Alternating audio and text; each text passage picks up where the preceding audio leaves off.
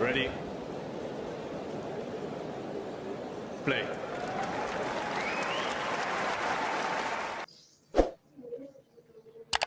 Down the tee, it's long, second serve. From 3-2 in the first set.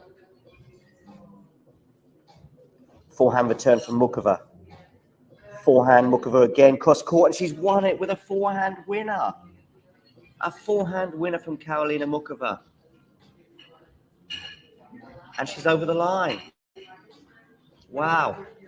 Well, let's have a quick look at Twitter, and then we'll come into the nuts and bolts of this particular match. But my thoughts are basically this. Listen, the match turned on its head. We had Jasmine Paolini up a break at 3-2.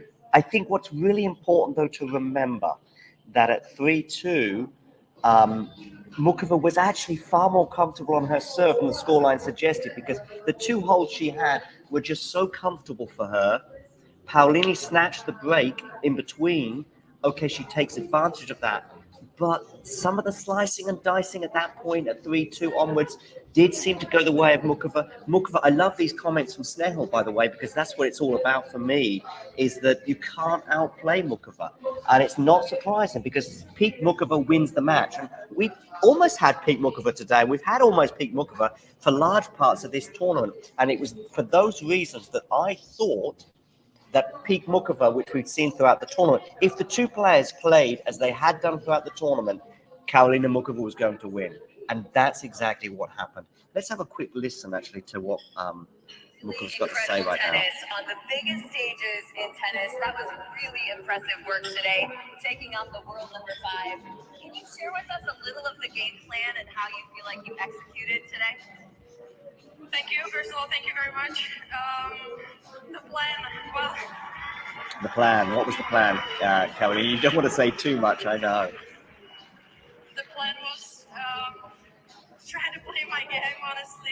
I was a little bit, I have to say, I was a little bit nervous from the start, so I just was a little bit windy as well. So I was a little bit windy today. She was a bit nervous. She lost just 5 points on her serve. Huge. Well, for those who lots of those points coming in just one game, of course. Just lost 5 points on serve in the whole match. After that, dealing with the wrist injury. I know you've been through injury before. Did you always believe that you would be back here playing your best tennis? At those time, I didn't really think of what's gonna happen. Honestly, this was my worst and most serious injury, I would say. But yeah, I mean, I love the sport, so in my head, I was like, I'll do everything I could to make it better and then try. And here I am today. I'm very grateful for all the people who helped me. She's really grateful for all the support and help that she's had over the last 12 months. And we would barely seen her on the court since that semi-final of last year. All right, I can see Damien backstage, so I'll turn off Karolina Muchova and we'll get Damien forward. Maybe I'll plug in my earphones as well. Do you want me to bring you forward, Damien? Because maybe you're on your phone. I'm going to put my earphones in. Yeah, I think I need to bring him forward. Yeah, now I'm fine. Can you hear me all right? Yeah, I was trying to get my camera to work in a bit of a different setup Okay. at the moment, but yeah, it's fine now. Okay, so obviously we've just seen Muchova. I mean, I'm tempted to say the word destroy Jasmine Paolini. I think Snehal brings up some really good points, and these were my pre-match thoughts, that basically peak Muchova, which we've seen during spells of this tournament, particularly against Osaka, beats peak Paolini. And I don't know if Paolini has any answers to that, and I don't think she did today. Yeah, I think that actually goes for a lot of players in the WTA tour, right? I mean, Muchova just has such a wide skill set. She can pretty much do it all. I think this event even has been like really helpful for us in terms of understanding that. You know, she probably more eyes are on Osaka before their match in the second round. Yeah. And she's just brilliant in there. Obviously, she should have lost the second set. That I'm kind of not disagreeing with that, but she's absolutely brilliant in there. And yeah, I mean, she's got so much more tools than Paolini, so many more tools than Paolini. And yeah, just purely like strictly tennis quality wise, yeah, I don't think it's close. So if she plays well, And I think since going down a bit early, yeah, maybe wouldn't call it destruction, but certainly it was a pretty comprehensive display as well, which is great because like you want to see her follow this up, right? You don't want to have her play one good match and then either Yeah. struggle with her health or I don't know, just not repeat it. Right now she's doing it, and yeah, I mean she's pretty much as dangerous as anyone else, I think, in this event. We've barely seen her on a court. I know she's had a few matches, but we've barely seen her, seriously on a court. I think she's reached one final, but let's talk about big tournaments. Since that US Open semi-final last year, which was as memorable for people gluing themselves to the stadium, if you remember that match against Coco Gauff. And it's so good to see her back. I just didn't think we'd get this level as soon as we have. I hoped we'd get 6 months of injury-free Karolina Muchova, and we'd see a steady incline. But for her to win that match against Osaka and propel herself to a second consecutive US Open quarterfinal, for me is just out of this world. I think she's playing better this US Open than last year, honestly. Like I remember last year I wasn't really thinking of her as like a, true winning contender, and now I think she is one. So yeah, I just believe that she's actually stronger at the moment. And does it come super early? Kinda. I mean, she returned in like what, June or something like that, right? So, well, it's been some time, but yeah, it's been like this, I guess, the entire career of Muchova. She just comes back and she kind of reminds you right away that healthy she is, top 10 at least, and yeah, that's what she's been doing here.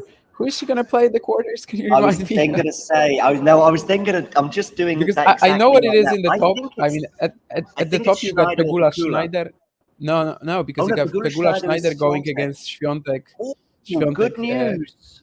Good news! The battle of the pushers, Wozniacki had Maya. Wozniacki and Will Maya. Yeah, that's amazing. That's amazing for Karol. Yeah, I really like her chances to get to the semis. Yeah, me too. And I mean, actually, these two players. I mean, I'm more aware of Haddad Maya being in the draw because of that controversial moment the other day.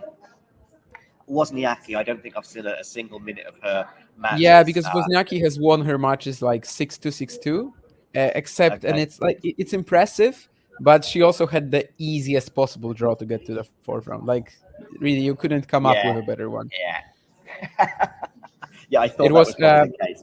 Hibino, Ponchet, and Zarazua, I think, if memory serves right. Yeah, Yeah, I mean, if she she was hasn't really if she faced was anyone dangerous, anyone with weapons there.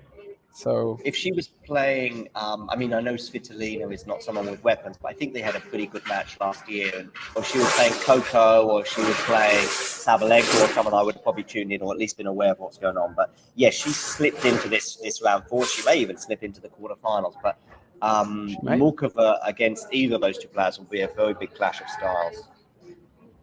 Yeah, I mean, Haddad Maya does not have to play like Wozniacki does all the time. I think she's a lot more, well, she mixes up her playstyle more depending on the level of confidence, depending on a lot of things. But yeah, I mean, Muchova is the favorite against either. So that's really good for her. And yeah, I would agree with Snehil that, yeah, Osaka, Paolini are more dangerous opponents. Maybe stylistically, maybe Wozniacki is going to cause some issues to Muchova. I don't actually know how Muchova handles players like this. But I mean, she can approach the net. She can kind of slice her way out of stuff. Probably she's gonna do fine. I mean, it's tough not to be like really high on Karolina Muchova right now. Yeah, and she's a better mover as well, unless she just has an off day. This match today, by the way, and I want to move on just very quickly to Paolini and then bring this to a close because I know we've got to do another recording ourselves. Just this match, I mean, to remind those that are just tuning in, if they're just looking for some analysis, is we had, basically, I'm getting confused. Muchova was so comfortable on serve throughout the match, except one game. She lost 5 points, I think, on serve in the entire game. Her two service holds of either side of being broken, I think, were to love. And it was just that service game in between that gave us a match. But then she wins 4 games in a row, introducing some of that incredible style, and that was the difference. And the second set didn't have many breakpoint opportunities until halfway through, and then she ends up breaking twice to get the job done. Paolini, I want to have one final word on her, which is I don't really know where we go. I was worried for her with those, particularly the second slam final that she had this year at Wimbledon. I thought she's probably got to win today because, I mean, I know I don't want to get carried away with someone who's, I think, 28 years old, but, you know, you're probably in the second half of your career at that stage. And with what she has to strike. And she struck in Dubai, I think it was, at that 1,000 this year. And that's great. She struck well when she had the opportunity to get to the French Open final. But what are you going to do? You're coming up against one of, if not someone who's going to go on to become the greatest clay court of all time, at least on the women's side. Nothing you can do there. And although I don't rate her as highly on grass as I do on clay, that was probably her chance at Wimbledon. And I think we're now probably, we're going back to the norm, if you like, with this sort of fourth round exit. Yeah, I mean, let's not be greedy regarding her. I mean, she's had an awesome season. Uh, don't know if it's gonna be repeated. I mean, probably not, just because there's like a law of, let's say, averages, and I would assume that it doesn't happen every month for her from now on. But yeah, certainly Wimbledon was a big chance, just because, well, she also faced another opponent in the Muchova style, where, like, if Krejcikova is playing at her best, there's not much she can do really. However, clearly there were opportunities in that final. So yeah, I mean, she's just had an awesome year. The fourth round here, it's still a great result. Before this year, she was never in even a third round at a Grand Slam. But yeah, I mean, you can't really do much sometimes. And actually, Jose is right here that, like, talent of Muchova is just unfair to Paolini in a way, and It's there's not unfair, much you yeah. can do sometimes. Yeah, and I mean, then there's only a few players in the world that can sort of play their own game. I mean, two of them are definitely left in the draw, so that's the bad news for her, and one of them is on her side. But the good news is she won't be playing Swiatek potentially until the semi-finals, at least. If you enjoyed this video, make sure you hit that like button. Don't forget to subscribe and click that notification bell so you don't miss out on all things tennis.